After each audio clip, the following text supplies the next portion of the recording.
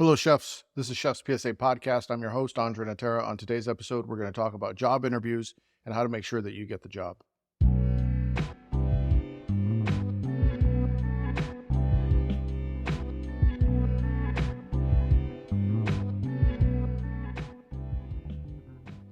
First of all, let me give you a quick update for those of you that have been asking. All the Chef's PSA series books are now translated into Spanish.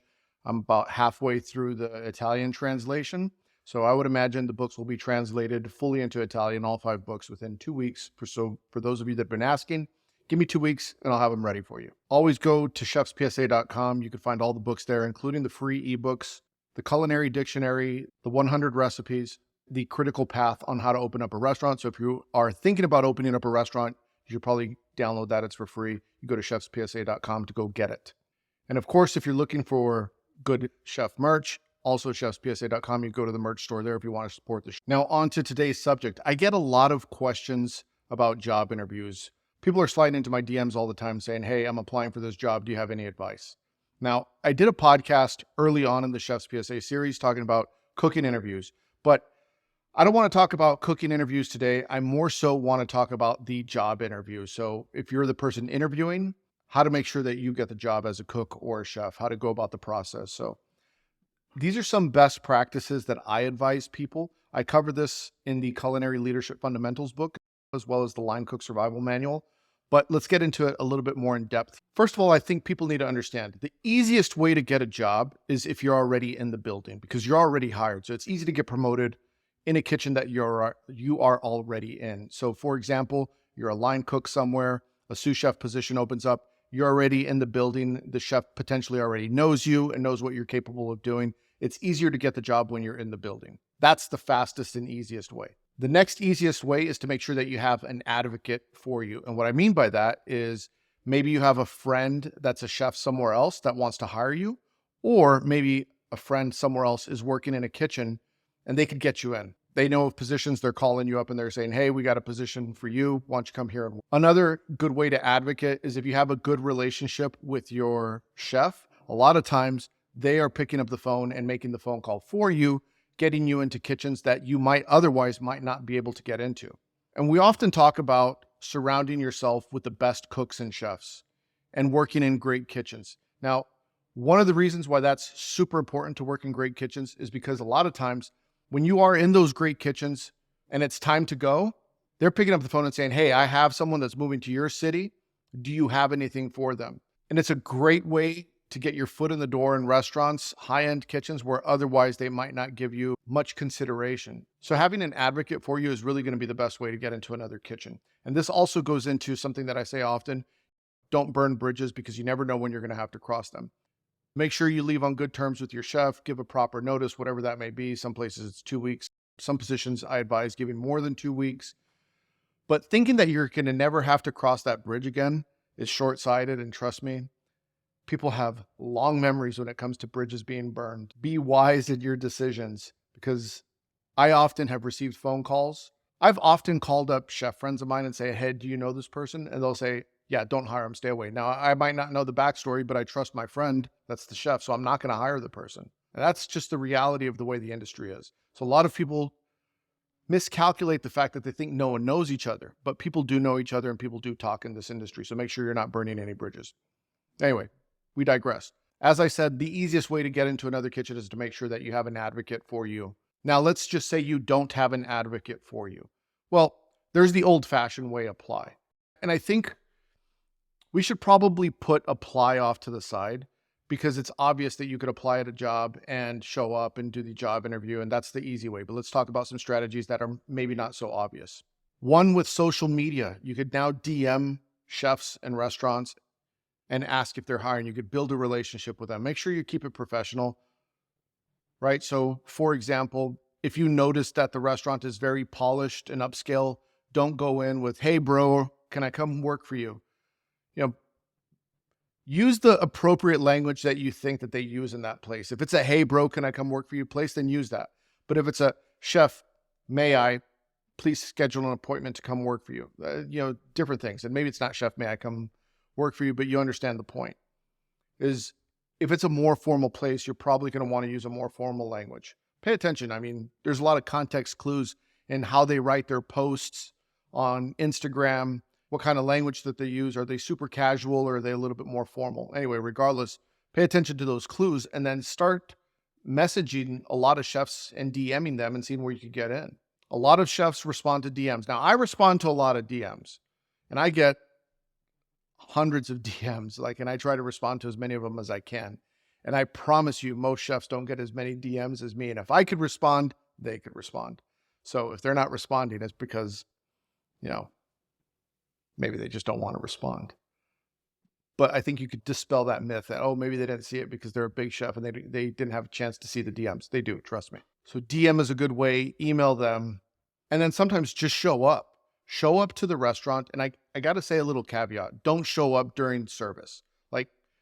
I know when I was a chef, I get frustrated. Someone would come in looking for a job at 7 p.m. Friday night. They want to come talk to the chef and say, hey, are you hiring? I was like, why would you show up on a Friday night at 7 p.m. in the middle of service to want to have a conversation if I'm hiring? It doesn't make any sense, but people are sometimes stupid and they do things like that. So don't go during prime time. I mean, if you're in the business, you should know what prime time is, right? Lunch service, if it's a lunch restaurant, dinner service, breakfast service, if it's that kind of restaurant. Go during when you assume off hours are, when people are prepping or probably sitting down, if the chef's paying invoices or doing their admin work. That's when you want to show up. Be respectful. Have your resume in hand. Even if you've applied online, make sure that you bring your resume, because a lot of times I know I've interviewed people and I'll be very busy. Let's say I have a position open and 50 people have applied for it. And I've looked through resumes. I call someone, we scheduled the interview. And then maybe we're meeting for coffee.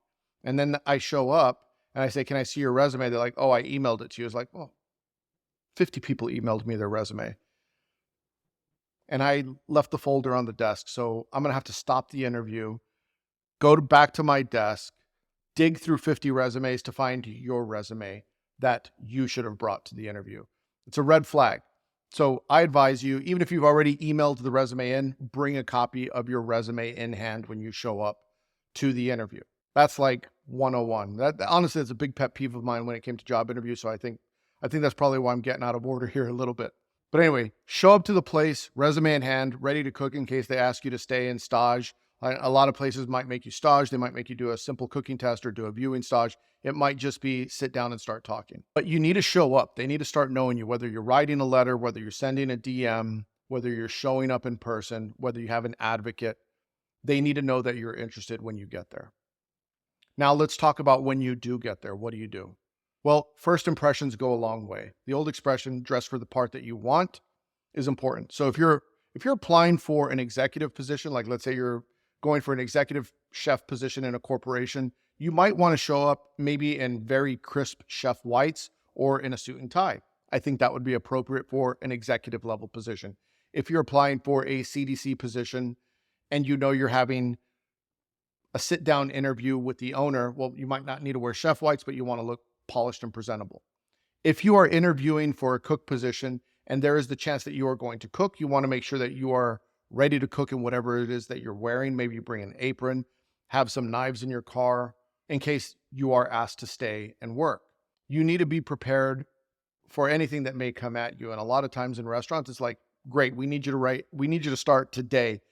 Go change, come back. So you need to make sure that if that happens, that you don't say, oh, I can't. I need to go home. I need to get my knives. I didn't bring my apron. Because the person that does show up prepared has a greater chance of getting the job over you. Just think about that for a moment. Two people are applying for the same job. One shows up prepared and ready to cook, and the other one says, I got to go home. Can I reschedule this? Who do you think is going to get the job? It's common sense. The person who showed up ready to work and cook and didn't have excuses and didn't have to reschedule, they are probably getting the job over you. So again, show up prepared and dressed appropriately for the job that you're interviewing in. And granted, it might be appropriate to show up in a t-shirt and a baseball cap, and somewhere else it might be appropriate to show up in a suit and tie. Use some common sense, look at the situation, have some situational awareness, see how the other people are dressed, understand what that restaurant is. Like I said, if it's super high luxury, you might want to go in a little bit more polished. Now let's talk about first impressions. First impressions go an extremely long way, and a lot of people will tell you they're making their hiring decision based on that first impression. Here's some tips when it comes to making a great first impression. One, and by the way, a lot of the tips that I'm going to give you are body language based or something called neuro-linguistic programming. You should look that up. But anyway, let's get right into it. When I'm introducing myself to the person for the first time, I would shake their hand, assuming a handshake is appropriate. I would introduce myself and I would make sure I say their name 2 times within the first minute of the introduction. So for example, I go up to someone and I say, "Hi, my name is Andre." I shake their hand and they say, "Hi, Andre, I'm Bob." I say, "Hey, Bob, it's great to meet you, Bob." Or something like that, right? I want to make sure that I say Bob's name at least twice within the first minute of meeting them. Maybe we go sit down and I say something as simple as, "Hey, Bob, do you mind if I have a seat?" I just want to make sure that I say their name twice. I make sure I give a good handshake and I make good eye contact. I'm confident. And it's a neutral handshake. So that means this, straight up and down vertically. Firm handshake goes a long way. Good eye contact, saying their name twice. And the reason you say someone's name in a job interview when you first meet them, it's a subtle trick. The old expression, the sweetest sound to anyone's ears is the sound of their own name. So if you're saying it twice, it's just a little subliminal programming that they are starting to like you, right? It's just a small advantage that you could give yourself. People love the sound of their own name. So if you're saying their name, they like it in most cases. Then maybe you're going to move on to sitting down. Always say, "May I please have a seat? Do you mind if I sit down?" Something like that. Don't just sit down. Make sure your body language looks good, good posture, smile, good eye contact, not creepy eye contact. Sometimes that's weird, but a good amount of eye contact is appropriate. Job interviews are pretty standard. They're going to ask most of the time pretty standard questions. If you're working at a place that's maybe a corporation, they probably have a script of questions that they have to ask you. You could probably do a simple Google search, and I highly recommend this. Do a Google search on interview questions and practice the job interview. One of the things that I recommend to people when they're doing job interviews is record yourself with your iPhone, do a mock interview with someone, and pay attention to your body language and your answers, and then watch it back a little bit and correct yourself little by little. You'd be surprised how your body language looks when you're doing a job interview, how you're answering things, if you're fidgeting. All these things are important because you want to be aware of it before the actual job interview. And have someone that you trust read scripted questions so you can see how you're going to answer them. You don't want to be surprised by anything that they're going to ask you. And I'm not going to get into job interview questions because they're going to be pretty obvious. But for the most part, you could do a simple Google search and know what people are going to ask. Now, usually as the job interview is wrapping up, they're going to say, "Do you have any questions?" Now, this is the opportunity because when you're doing a job interview, keep in mind, they're interviewing you, you're also interviewing them. Something a lot of people forget about. Like, you need to decide if you want to work there. They're trying to sell you on the job as much as you're trying to sell yourself to the job. So make sure that you have good interview questions so you understand what it is. The worst thing you could say, and this used to annoy me to no end when I'd ask someone, "Do you have any questions?" And they would say, "Nope, you've answered them all." I'm like, "I answered all your questions? Everything? You don't need to know anything about the restaurant, about the culture here, about me, about any of the other chefs, about the history?" Because I didn't talk about any of that. But they say I've answered all their questions. It just shows a lack of preparedness. So make sure you have some questions prepared. I recommend a minimum of 3 questions whenever you're going into a job interview. 3 is pretty safe. I don't think you need more than 3, but a minimum of 3 questions is good. And if you're not sure what to ask, a good thing is to ask questions about the person interviewing you. Hopefully they're the chef, but you want to ask questions about them. And as I said earlier, people love the sound of their own name. People's favorite subject is themselves. So if you ask them questions about themselves, they will talk about themselves. People love talking about themselves. I got a whole podcast about that. I'm not exempt from this. People love talking about themselves. So when you start to ask people questions about themselves and they get to talk about themselves, a lot of times they leave that job interview saying, "I really liked that person." And maybe you didn't say anything. It's just that they got to talk about themselves the entire interview, which is a good thing. So you got to play into their ego a little bit, right? Because everyone's got an ego to a certain extent, right? So you want to feed into that a little bit. Ask them questions about themselves. Their favorite subject is themselves. So don't forget that. One other quick tip, make sure you know who you're interviewing with and make sure you've done your due diligence on the restaurant and the person that you're interviewing with. Know who they are, know where they've worked. It shouldn't be that difficult to find out who the chef is of a restaurant and get a little bit of their history. I mean, it's 2023.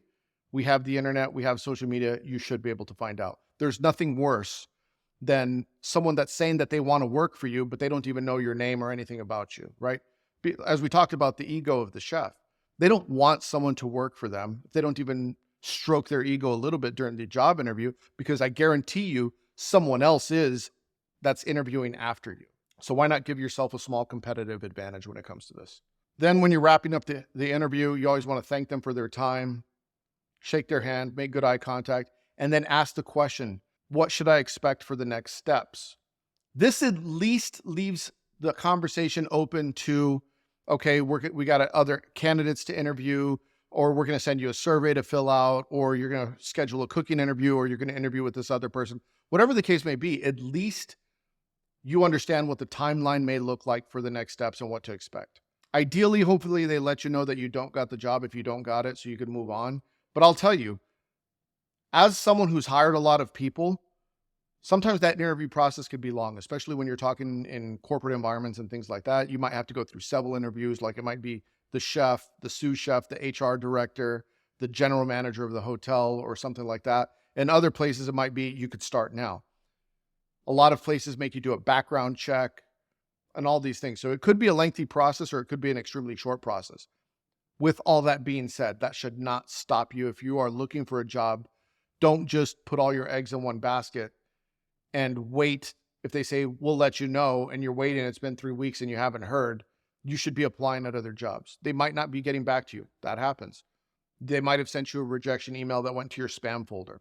I don't know. But the fact of the matter is, you cannot wait. If you are looking for a job, you need to be relentless. Someone asked me the other day, I want to work in a great restaurant. I said, okay, well, Google all the great restaurants in that city and apply to all of them. DM all the chefs. One of them is going to get back to you. You might get a lot of no's, but all you need is that one yes to get in. So you can't just apply at one place and then fingers crossed, let's hope it happens. It doesn't work that way. You want to make sure that you increase the likelihood of you getting the job that you want because you've applied at multiple places. So if you're looking to get into a certain level, you would apply at all the places that are at that level versus just one restaurant, wait for a yes or no, and then go to the next place. No, try and get into as many as you can, right? Make sure that you're upfront about your salary and your expectations, what you can and can't work, because there's nothing more annoying to an employer than if you say, I have open availability, and then as soon as you start, you say, I don't, and I need this day off. Or you agreed upon a salary, and then you get there, and then a couple of weeks later, you say, actually, I need a little bit more money. You want to make sure that all that is open and transparent in the beginning phases, not just for you, but it's also respectful for them, right? Like I said earlier, you don't want to burn a bridge. In a lot of places, they might not be able to give you an increase for 6 months to a year later. So as you are accepting that salary, you need to make sure that you're okay with it. You need to be willing to live with that salary for a minimum of a year. If not, then you need to speak up. If not, you're going to resent them, and they are also going to resent you for not speaking up. So make sure that you are transparent with that and upfront early on. Some other things that I do is I send a follow-up email, or I will write a thank you card. A handwritten thank you card sometimes goes a long way. And like if I went to an interview and maybe I did a panel interview, and I've done this in the past, I was panel interviewed by several people. I got all their names, and I wrote each one of them an individual handwritten thank you card. Handwritten, I think, goes a lot further than a follow-up email. It's just more personalized, and not a lot of people do it. So you want to do little things that will get them to remember you. I advise people sometimes bring them a gift. Find out what their favorite chocolate is. And if you're doing a cooking interview, say, I brought this for you because I knew you liked whatever. Or I brought you a gift from home. Like, for example, let's say you're interviewing from one city to the next, and you say, this is our local olive oil that we serve at our restaurant. I wanted to bring you a small gift. And anyway, it's a small gift, but they're going to remember you. These little things go a long way, because when you're interviewing for a position, it's what can you do that's going to stick out from the competition. I tell people all the time, you don't have to be the best candidate for the job. You just have to be better than the other person applying. That's it. You don't know who else is applying. You might be the best candidate for the job based off the people that are applying. So a lot of people sometimes are intimidated to apply for a job because they think I'm not good enough for it. I was on the phone with a friend of mine the other day who's looking for a chef for a very great place where they are at. Like the kind of place that it's like, you got to be pretty high level and high skill to work there. And they're asking me if I know anybody because they have one applicant. And I thought to myself, whoever comes in that's just better than this other applicant, they're going to get the job. And it's a dream job that most chefs don't think about. But a lot of times people look at positions and they think, I'm not qualified for that. I couldn't get it. But they might not know. They might be one of two candidates and they're better than the other candidate. So they might be getting the dream job that they were just too afraid to apply for. Trust me, it happens way more than people realize. A lot of people get the job because they are the best available candidate and they might not be ready for it. So create your opportunities is what I'm saying, right? The person who takes action has every advantage over the person who is afraid to act. And the last thing I'll say, if you do happen to get rejected for the job, make sure you maintain professionalism with them because you never know when you may cross paths again. And let them know, say, even though I didn't get the job this time, please keep me in mind because I would really want to work for you in the future if a position ever opens up. Because you never know, that person that got the job instead of you may last a week. Trust me, it happens. They get there, they decide they didn't like it, or they turned out to not be a great employee and they're gone a week later. And then you're getting the phone call and saying, are you still interested in the job? So make sure you keep the doors open, don't burn a bridge, and you'll have many more opportunities available to you. Anyway, that's it for today. Thank you all very much. If you're watching on YouTube, make sure you hit the subscribe and the like button. I appreciate it. If you're on Spotify or iTunes, make sure you leave 5 stars. Nothing less than 5 stars. Only good people leave 5 stars. So if you're not leaving 5 stars, well, clearly you're not a good person. Anyway, go to chefspsa.com. You can get everything there, the books, the merch. Thank you very much. Hit the porno music.